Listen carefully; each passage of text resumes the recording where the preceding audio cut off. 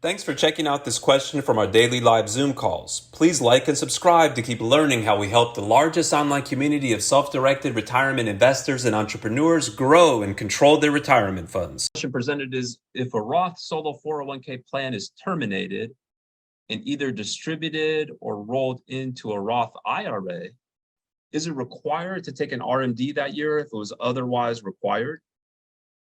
Great question. So let's start with a couple basic resources on the website, because this highlights the difference, or one of the differences, between a Roth 401k and a Roth IRA. So here's a page that's got some good information comparing a Roth 401k versus a Roth IRA. It's got a webinar, video, etc. So check that out when you can.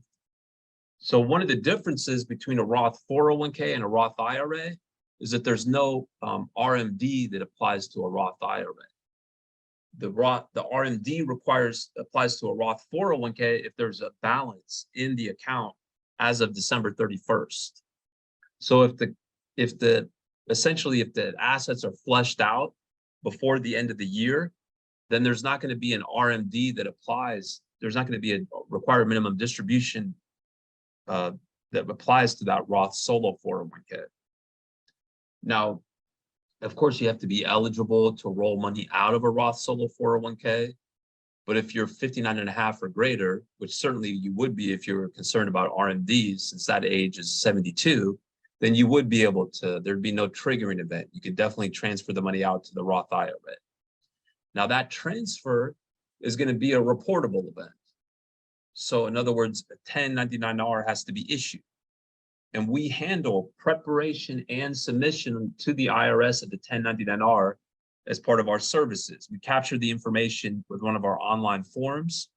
So if you go to the upper right, click on forms, you can see that we've got a form here for partial transfer of Roth Solo 401k to Roth IRA. There's another one for full transfer of Roth Solo 401k to Roth IRA.